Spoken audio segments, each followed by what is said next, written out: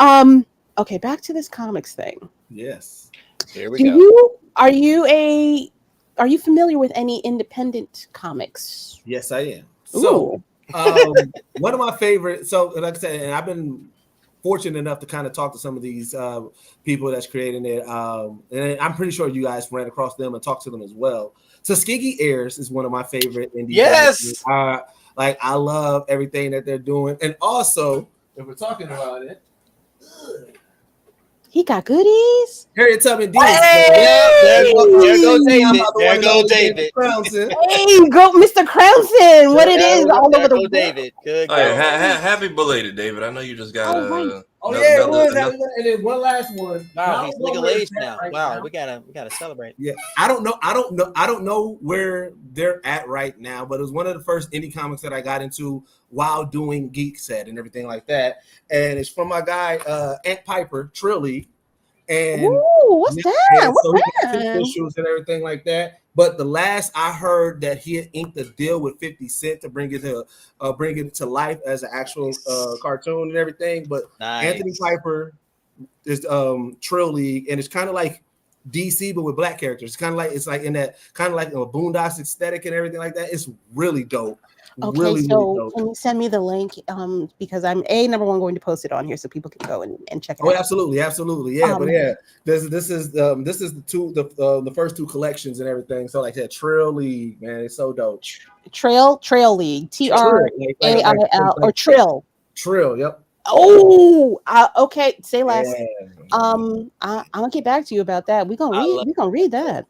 So, Oh, yeah, that's man, pretty. yeah, I love indie comics. Like anytime, that's one of the things that I really love about Artist Alley at cons is that you walk through there, you'll see like the artwork, but I'm an inquisitive person, especially I do these interviews, so I'm asking people about their story and I'm learning about their comics, and then I'm also like throwing it like, hey, just so you know, I'm a voice actor, so if you need a voice, throwing that little plug in, but.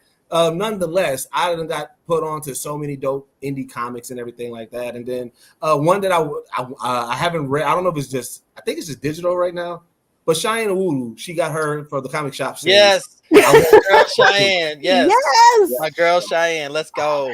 Oh shit! Pretty brown and nerdy. Let's go. I have not been talking about the comic shop at all on here. I have been so wrapped up in all my stuff. I watched all the episodes. I've got season finale just happened. Yeah, I haven't watched that one yet. Both cyborgs. Yes.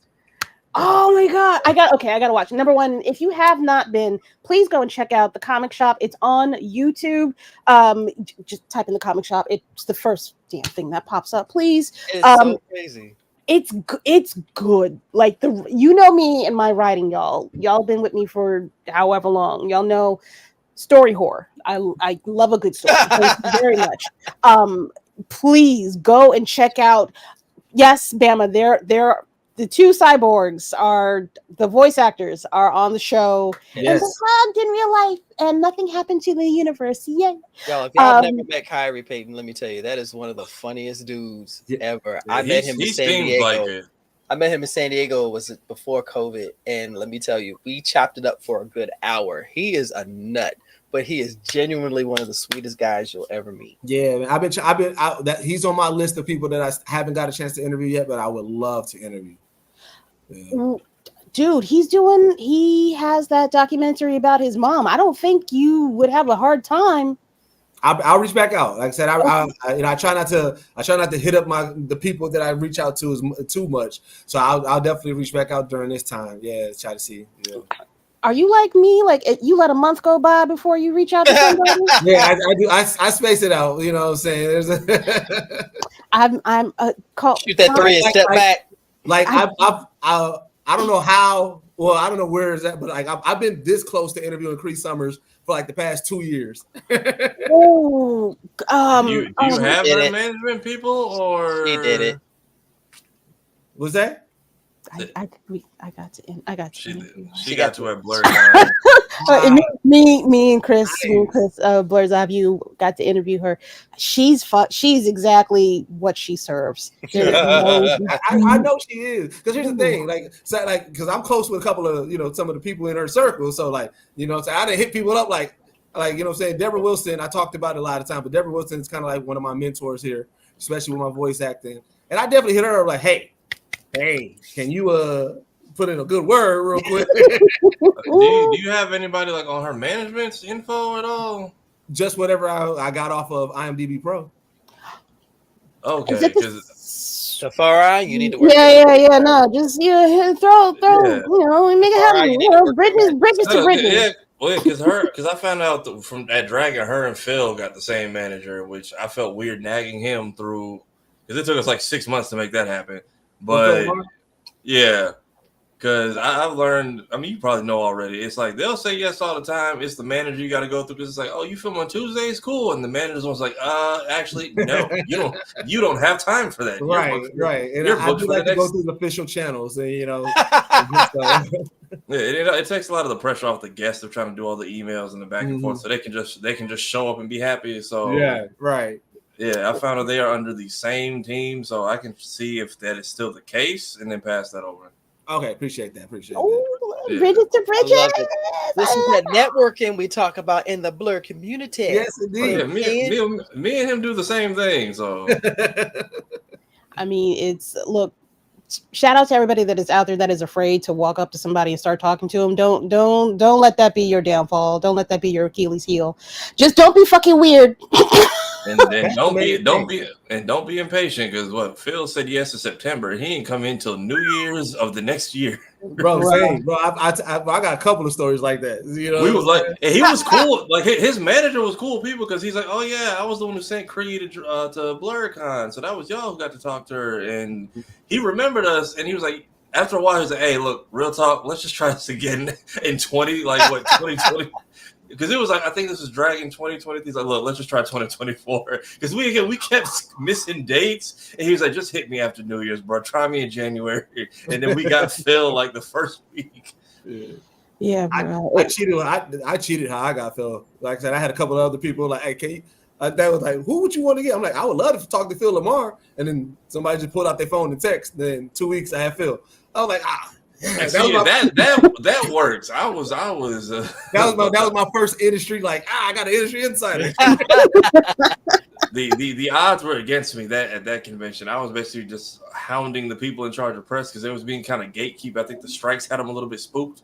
Because I think it was like it's like we got all these people, but we don't want to be the place where somebody does or says something they shouldn't. So if we like you, like they had 2 levels of press. It's like you can sit with us or we just pretending you can go sit over there at the kids' table. Mm-hmm. So I very much argued my way into an adult interview.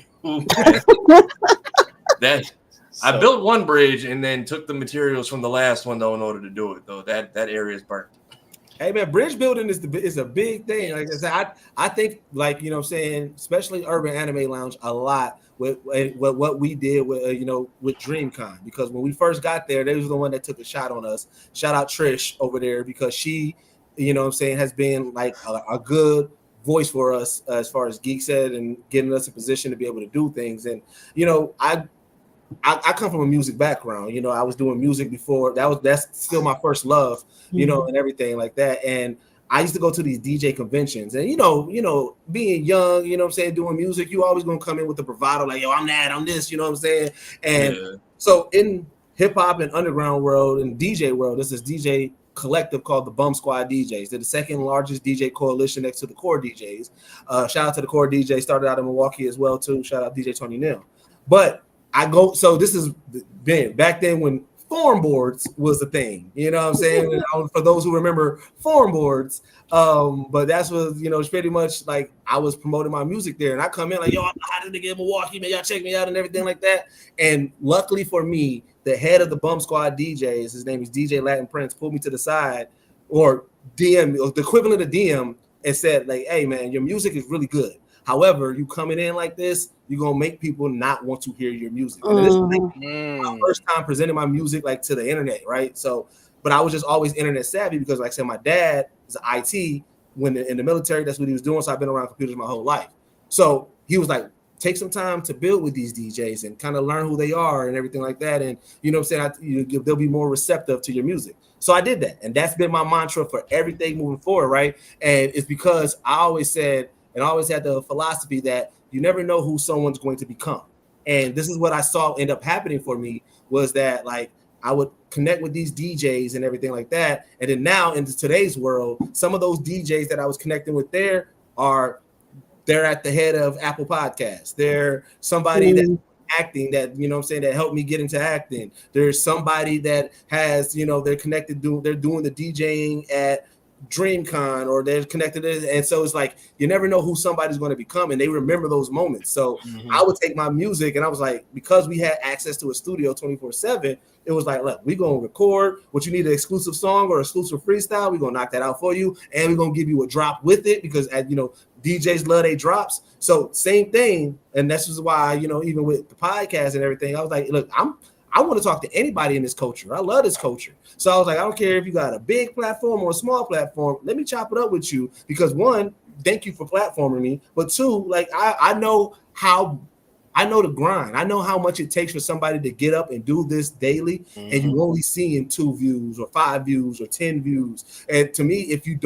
haven't stopped and you don't, to me, that's that dedication, because I call it like, people are going to backlog. People are going to become a fan of who you are. And now you are the draw. So I'm like, look, I appreciate seeing somebody hustle that hard. And I'm like, I want to be a part of that. And the next thing you know, oh yeah, that person might be the new person on late night TV and stuff like that. And they're like, oh, I remember Deuces. I'm like, hey, yeah. You know what I'm saying? So it's one of those things that to me, I'd rather move in positivity. I'd rather move in help. I'd rather move in support than move in, you know, standoff defense and everything, because it makes everything seem so harder if you got to go that route. And it's like, to me, I want to have fun while I do this, but I also want to see it grow, and I also want to play a part if I can help out in it. So yeah, why not be positive about it? Why not approach it with this type of mindset? I agree that that's why this is my baby. Like, for me, this is year 3. So I was extremely protective of this show when it was in its infancy. And now I'm like, all right, I'm going to all right, I got all the outlets covered. I have all the plug covers in place. You know, the stove locks are on. Okay, I'm going to let you walk around a little bit and breathe. But it's definitely, bruh. See, watching and learning other people move that way, but also knowing that hoping that the way that I am growing this thing, it's going to bloom into something bigger with like no, what is it? Not animosity. Without me getting the big head, it's just like, I want to see this turn into something bigger than just me sitting here in my room, chopping it up with people. Like I want this to turn into something where even if I'm not in the room, it helps somebody else. But you know, so this is what I truly believe, why I think that we are in that era of this happening. It is because we had conversations earlier today, just on this pod, about other creators, and we talked about it like it was just the norm. Yeah. Oh yeah, you know, Roxy. Oh yeah. You know, even the big names. You know, I had to, you know, it took Phil forever to get on my podcast. You know, but it's like, the reason why I think that makes it the norm and the natural is because now it becomes this culture. These are the names. These are some of the people that you should know, and we are all together in it. Like, you know, I'm a fan of podcasts, and I love podcasts. One of the things that I noticed, like, if you listen to like the big name podcasts, like the Joe Budden podcast, the Drink Champs, whatever, Rory Maul, and everything like that, they're name dropping people. And unless you are like tapped into hip hop or podcasts, you're like, wait, who are these people? But if you are, you know that it doesn't seem wild for Joe Budden to reference something that Rory that's a whole situation. Nori did. Sorry about that. Like Noriega did, or they talk about Low from Apple Music. Like, it's like there's certain names, and so I always said, with blerd culture growing, we should be able to do that, right? We should be able to talk about, you know what I'm saying, Cheyenne and what she's doing, and it's not like, like it doesn't seem like odd that we brought her up in a room full of blerds, or my boy Geek said, and I bring up something, you know what I'm saying, that Navy did. Is I expect my fan base to be like, oh yeah, we know Navy, and it's like, oh yeah, we did see that video, because it makes the conversation and the ecosystem seem like this is that norm, and that's what I thrive for and strive for. Is like, I want blerd culture and the people within it. I want everybody to have their respective shine. There's so much room for all of us that everybody can do that. Wait, I'm sorry. Hold on. I got it. Preaching to the choir on that one. I said, don't give him the kitty yet. All of it. All the choir. all the claps, everything. You get everything on that one. Oh, wait, side note, Bama, we did notice you walk out the room. I know while we were talking. Just want to let you know. I wasn't going to put you on blast, Bama, but you said it very loud and proud. Bama tried so hard to be a part of the conversation. Like, Bama, we see you, bruh. We see you, Puddin'. You are not. You ain't I brought us promise. snacks first. You ain't order a pizza in there and nothing. So guess what? We're having a melding of minds. Yes. So can I ask you a question? One thing, I love this blurred culture. I love the positive ecosystem that is here. Anywhere that you go, even when you have a bad moment in blurred culture, it's like, all right, this happened next. Like it all of the good that happens within the ecosystem that we have, it overshadows anything bad. So far. I'm hoping that it will continue to be that way for a very, very, very, very, very long time. That's it. Okay, dokie.